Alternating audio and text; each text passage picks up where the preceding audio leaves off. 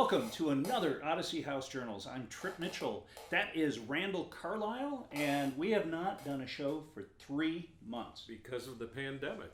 It is nice to see you in person. We're not quite 6 feet away. I guess we're not social distancing here for this podcast. Well, we've all been checked. When you walked in here, we had a secret temperature check. Right.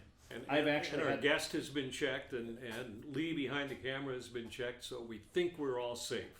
We are good, and before we introduce you to our guest, who's got an amazing story, and I'm a small part of it, and I'm very proud of that, want to talk about how people in recovery are doing during this time of no meetings and Zoom meetings, and the stuff I've gotten is people really are having some challenges. Well, internally, the people in our residential programs, initially we had a lot of people walking out, okay, because they said, screw it, everybody's going to die anyway, so why should I work on my recovery? But as things have sort of calmed down, we have nobody leaving because people, and I checked with the people running our residential places, the general feeling is, and I guess it makes sense, is because we're really careful about making sure no people with COVID-19 get into our residential structures, and so the people who are in there realize that the job market's horrible right now, the economy sucks, it's somewhat dangerous to go anywhere in public, and they're in a facility where they don't need to have a job except working on themselves. They get 3 meals a day, they have a safe place to sleep, and they know that everybody there that they are around it does not have the coronavirus. And so people are pretty comfortable and semi-happy as you can be in treatment and in the surroundings. So my biggest concern is that when this whole thing is over, if it ever does end, is there's going to be a lot of people who have isolated in their homes or their apartments or on the streets or wherever, and have used a lot more drugs and certainly have consumed a lot more alcohol. Because if you think of the state of Utah, the bars and restaurants were shut down for several months, and they have to buy their booze from the DABC, and so that was totally cut off. Yet year-to-year figures for the DABC, they're up like 25%. So that means people at home are buying a lot more alcohol to make up for the difference between bars and restaurants. And still be up. Wow. And so I think there are going to be a lot of people who maybe are thinking about treatment or thinking about recovery or sobriety when this thing ends. So, wow. And that's a big concern. And I've read both scientific and recovery data from people all over the country that they're all concerned that there's going to be a significant problem caused because the one thing, you being a recovering alcoholic and me as well, the one thing that people tell us not to do is to isolate. And what has been the message through this whole pandemic is to isolate. So we worry about that. As well we should. Well, let's get to our guest who has an amazing story. And I want to point out that usually I bring in the guests, but this one you suggested because you ran into the person. So I'm dying to hear the story. Well, Randall Hooper, come on in and join us. We're going to do the elbow thing because we're still... Howdy. There you go, Randall. So two Great Randalls. Name, of course. Yeah, yes. Two Randalls on the story. I met Randall back in just before Christmas, and to make some extra money this winter, I drove for a buddy of mine, Amir, at Ted's Transportation, and my job was to take people up to Deer Valley and Snowbird and Alta, and I met some amazing people. And my boss called me and said, there's a young man coming in from California. He arrives at 7:15, and you need to take him to rehab. Simple. Yeah. But alas, it was not simple. We went through lost luggage, trying to find luggage. There's a word called S-show, and that's what it was. Yeah. And I think that, and I empathized with you so much. I know that checking into rehab is one of the toughest moments of your life. And so people in recovery say God puts you in positions, but I think I was the perfect guy for you. Because from 7:15, I left the rehab facility at 12:15. I got you there just before midnight. but it was a long night, and So Very long. 5 hours to get from where to where? the airport to Draper. And there weren't traffic jams, There, right? no, it was no. There was a Randall jam. It was a Randall jam. And Classic alcoholic scenario, you know? Yeah. well, anyway, welcome to the show, and Thank it you. looks like you're doing great. I'm doing really great. I've been enjoying recovery. I'm not enjoying not having like in-person meetings anymore because I mean, I'm 5 months sober right now, coming up on Yay. 6, Very Yeah. good. but I can't get any chips. Oh, Well, that's actually, right. you were going to leave here with a chip. Oh, You are. wow, I did not realize. I'm going to that. go over to the central office, and Mel is over there, and I'll pick up a chip for you. Yeah. Well, I have 3 months right now. Luckily, I got that one, but I'm waiting to get that 6 months officially. Okay, and we should point out the AA central office is across the street from this studio, so it makes it convenient. it does. In Randall, when we moved in here, my buddy and I, being a recording studio, you go in the kitchen, and there's bottles of booze everywhere. And I said to myself, this might not be the right environment. And then I went out to get my car and realized the Alcoholics Anonymous central office is literally right across the street. Yeah, when I first walked in, it wasn't exactly what I pictured because I mean, I first walk in and there's a Blue Moon sign over there. And I was like, what are we selling now?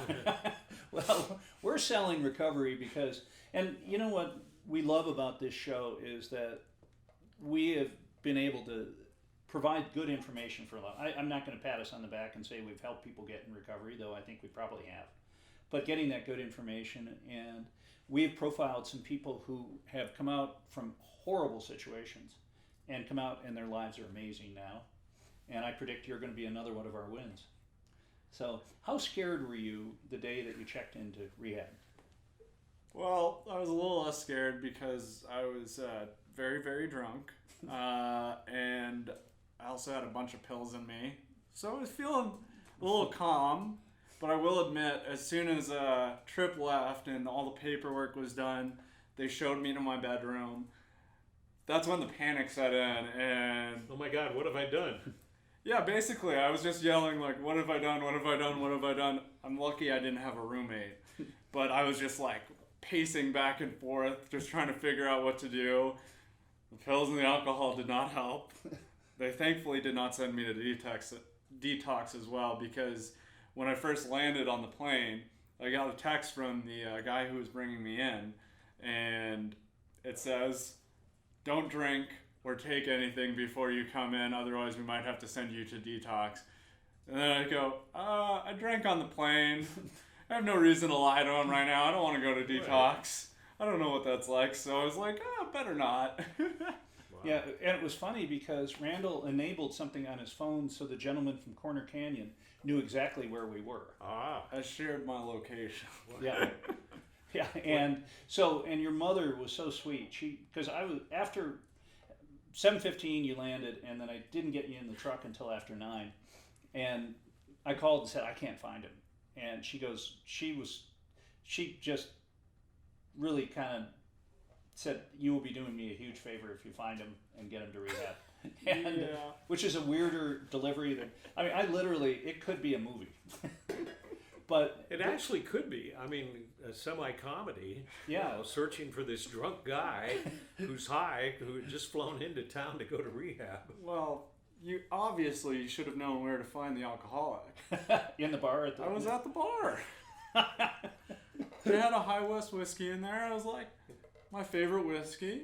Might as well toast to my last little bit. Well, I couldn't get through security to get to the bar. That was That without is a a ticket. problem. Yeah. Today's show All is I being needed- brought to you by High West Whiskey. Yes. So Oh you, my goodness. yeah. So we had these shenanigans, but I empathized. The first time I went to AA, I sat out in the parking lot, and it was at a bar in Las Vegas, naturally, and it took so much to get me to go in. And the same thing happened when I'd been out for a couple of years and went back into a meeting. It takes a lot to walk through those doors, and it's totally voluntary. In rehab, once you walk through those doors, you're there. Yeah. Well, you can walk out. Oh, you can. But Yeah, but I wasn't willing to do that. I've I've been kind of raised with this attitude from rowing collegiately, like not to walk out on anything, even though when times get tough, just keep on leaning to that discomfort. And so I guess that's something that helped me while I was spending time at Corner Canyon, my treatment facility. It was definitely not always easy. I had triggers, panic attacks, just going into the gas station, just looking at all the beer. I was like, I could sneak a beer real quick. Oh, gosh. But you didn't. I didn't, luckily. Yeah. So in your situation, what was the hardest part for you in rehab? In rehab, well, rehab is actually, I would say, probably the easier part. I mean, it was difficult to admit, like, okay, I'm powerless to alcohol. I was a sex addict. I'm a pellhead. Like, there's a lot more problems, but I felt like the problem more so was outside before treatment, like, because I wasn't ready to admit I was an alcoholic prior to coming in. Like, before treatment, I knew I was having mental illness and needed to go to a facility, and I knew I had a problem with my pills, amphetamines, Adderall, and that. And your problem wasn't that you were running out. Oh, it was very much that. I wasn't so much running out because of the dark web. Oh, okay. Also sponsored by the dark web, I guess. Okay. But It's hard to say I'm an alcoholic, isn't it? yeah, but I think it was at the Hillcrest meeting here in Salt Lake in Holiday, or no, not in Holiday, just here in Salt Lake. That was the first time I stood up and took my 24-hour chip. And luckily, that's the meeting where I met my sponsor as well. But I didn't think I had a problem with alcohol. You mentioned that to me as we were driving out to rehab. He's drunk, but I don't have a problem with alcohol. Yeah. I if I remember right, I didn't say anything. I go. No, you didn't. I just listened and my guess would maybe there were some alcoholic issues since you were drunk, but far be it from me, and leave it to the experts. But the going into treatment, you were in for 4 months. Yeah. Were there any milestones in there where you felt like at 30 days or 60 days, did you feel like you'd hit something, or it was just the emotional sobriety, I would say. That's definitely been something. Like, I was a person who never cried before treatment, and then like a month in, I was just crying over everything. I saw a commercial and I started crying, and I was like, what is wrong with me? And I just keep having therapy sessions with my therapist, and everything I'm yelling at him, this is weird, and he just keeps telling me, well, this is what it's like to start being normal. And I'm like, I don't know how I feel about it, but I'm going to keep going with it. That's a good attitude. Yeah. Everything that has been weird, that's what I know I have to keep leaning into, because I'm like, all right, if it's normal, that's my old pathways. If it feels weird, hey, maybe we're hitting something right. Yeah, and that's the old saying, if you think it's a good idea, do the opposite. Yeah. Most of us. It works that way. By and large, did you develop friendships with the other people in recovery? Did they become part of your posse, as it were? Yeah, no, I still see the people, and I have intensive outpatient with them. Even my current job, I got through one of my friends from treatment. And so now we get to keep each other in check in that, which has been great, because he's a chronic relapser, and our boss above him has 4 years sober. So he has basically his number one policy is show up on time and be sober. And the camaraderie, I mean, it doesn't matter what treatment center, there's a heavy camaraderie as people leave it and go into intensive outpatient or whatever, or into transitional sober living, because you've been through, I mean, like, here's a guy who, like you talked about the crying, I mean, you're bearing your soul to everybody else in the facility, and that sort of connects you to the other people there, because you're all bearing your soul. Yeah. And it's interesting because I've got I think is a good idea, so it probably isn't, but here's my idea. What would be interesting to do is to find kind of a list of businesses that people are really sympathetic to people in treatment and might be a transitional job when you get out. And having that on our website might be something that's interesting. And maybe you have it already with Sure. Odyssey House. Well, we have. I mean, we try to connect people with jobs before they get out, yeah. and there are a ton of businesses who do hire our people getting out, and a lot of them, like you mentioned, like your supervisor or whatever, is in recovery. Yeah. And businesses where you have supervisors or owners who are in recovery are a lot more sympathetic as opposed to somebody who doesn't understand it and says, this drunk guy, he's not going to show up for work on time, and that's not fair for somebody getting out of treatment who's trying to do their best. Sure, you need all the help. We'll be back. We're going to hear more of Randall's story. You're watching Odyssey House Journals. Randall Carlisle, Trip Mitchell, Randall Hooper is our guest, and Yes, guest talking about just getting out of rehab. But before we get to another question, can you mention a phone number that we love to give out on the show? I almost forgot because we haven't had to say it for 3 months. 801-322-3222. And that's the number of Odyssey House. And Odyssey House is an amazing place that Randall has worked for a couple of years. And your statement, we say it at every show, you haven't worked a day in your life since you've been there. No, it's the best job I ever had. It doesn't pay the best. It doesn't compare to like being a TV anchor, but I go home and I sleep well at night because I feel good. Yeah, and if you've got questions, if you've got a loved one who has any issues, a neighbor, even yourself, calling Odyssey House, will provide you with information, and we're not in any way recommending Odyssey House above someplace else or AA or Corner Canyon. Yeah, But- Corner Canyon's a great thing. It's really strange because there's so many treatment facilities in the Salt Lake Valley in Utah, and it's not like we're all in competition and we say, oh, Corner Canyon sucks, but Odyssey's great, or Cirque is bad, or that kind of stuff, because there's a treatment facility that will work for every single person, and Odyssey may not be right, Corner Canyon may not be right, but you've got to look around. But if you want information on getting treatment, that's a good number to call. And we'll get you, they'll get you information, and in my case, the sobriety came through AA. Right. And find a meeting, and if you stop drinking for a day, that's the most important day in your life, or stop drugging. And so Randall, we were visiting with you earlier and talking about the process inside. You had a therapist that you met with how often a week? Twice a week. Twice a week. Was that really impactful and powerful for you? Yeah.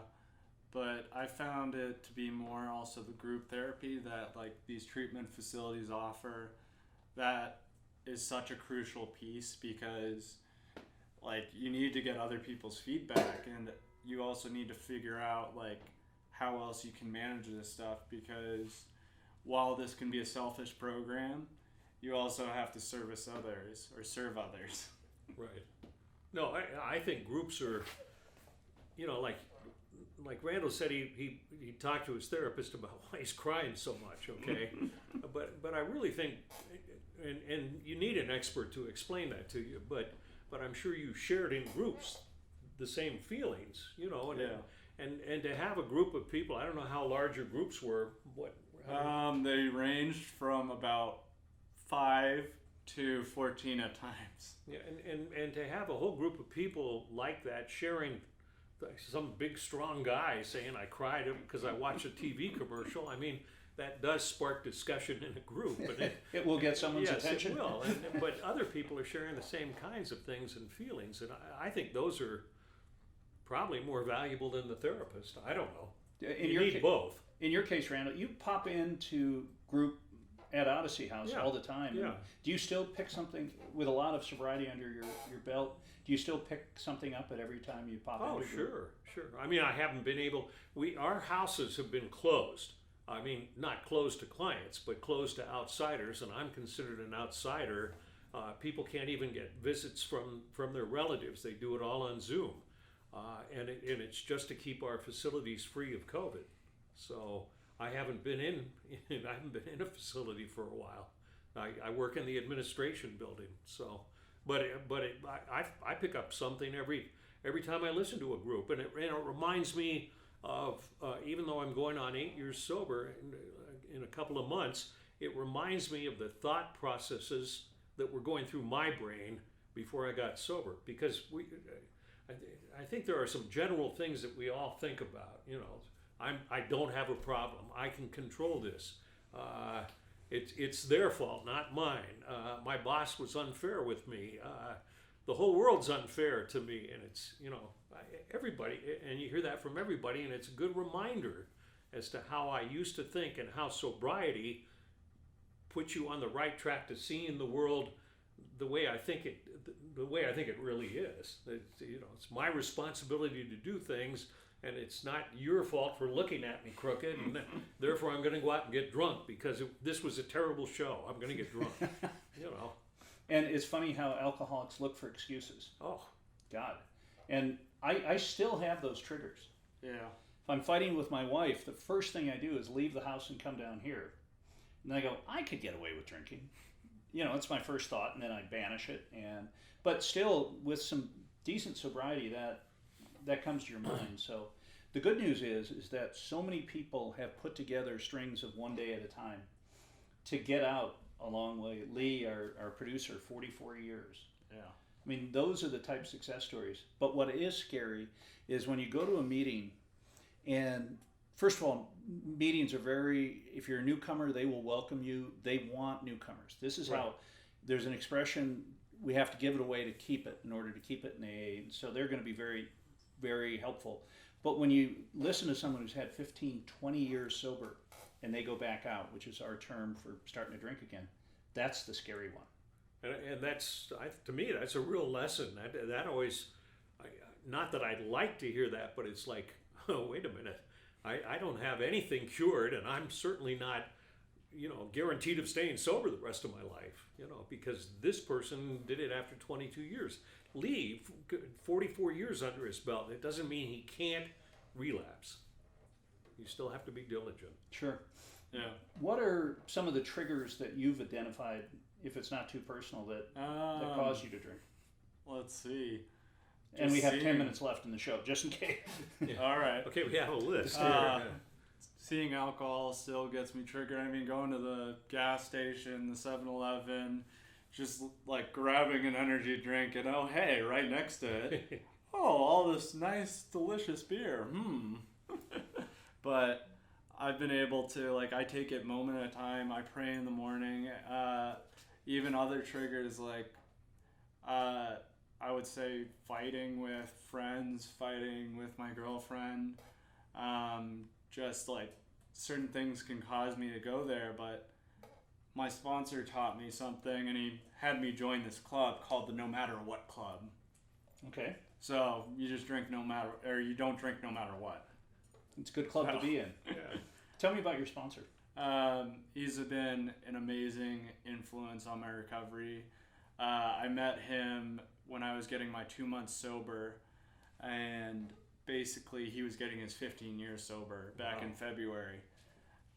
He's just been incredible. He's taught me so many different things, and I try to talk to him at least once a day, every day. Lately, I've been a little bad about that because I'm now working a full-time job 6 days a week. But he's always there whenever I need to call him and talk. He came to treatment to work the steps with me, and we got through the 4th and 5th steps together. I'm not looking forward to finishing the 8th step by the end of the week because don't want to find out how much money I owe. He's just, it's funny because he's also a Southern California boy like me, just rival school. Okay. I was a UCLA Bruins fan. He, of course, is a USC Trojans fan. Okay. At what age did your problems start? And how old are you now? I'm 23 now, but I would say I would say about 11 years old, I wanted to commit suicide since that age because there was a lot of issues in my home. And then at 15, I had my first real sip of alcohol. And of course, my friend put it back in the freezer. We went back to bed, and of course, I went down there and chugged the rest and came back up, and blackout talked to him, and he tells me this in the morning. I'm like, I didn't do that. There's no way I did So you that. blacked out your first time you drank. Yep. Wow. And I mean, it's been scarier even since then because I have epilepsy as well. So the only two things that they tell you when you have epilepsy is don't drink and get your sleep. And So my pill combination was keeping me up for days straight, and then the drinking to try to get myself to sleep was not helping. Jeez. Wow, that's a heck of a story. We unfortunately have run out of time, but we will have you back because I think for our viewers. Are you going to be in Utah for a while? For a bit, yeah. I'll be back at college in August. Really? Yes, sir. What year? Senior year. I mean, this was my senior year, but I had to cancel because This may of have been this. more valuable than your college senior year. I definitely agree. Luckily, COVID hit. So your story is interesting, and I first of all, I'm so happy that this turned out because when I left, I was really nervous about you. Sounds like some amazing miracles happen in treatment, but more importantly, finding a sponsor that just works for you. Think about karma, that he's coming for treatment and he's all screwed up when he gets off the plane, and he has a person in recovery to pick him up and drive him to. I mean, what are the odds that that would happen?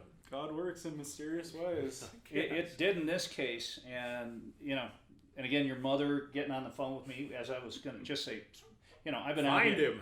Yeah, I've been out here an hour and a half, So, but I am so happy for you. I'll give you the elbow bump. Thank So you. good to see you. Congratulations. Want to thank Lee, our producer. We have had a lot of fun doing this. We were back in with new shows coming out. And Randall, I'm so glad that you've done well. And I wish everyone... I'm in that age group that's dangerous, so we know that meetings are going to be opening up. Practice safe meetings. Do wear masks for other people in the meeting. Best thing you can do. Sure. And we're concerned for everyone, but we also know that going to meetings, going to recovery, being in recovery is the best thing in the world. For our entire team, I'm Trip Mitchell. We'll see you next time. Thanks for watching.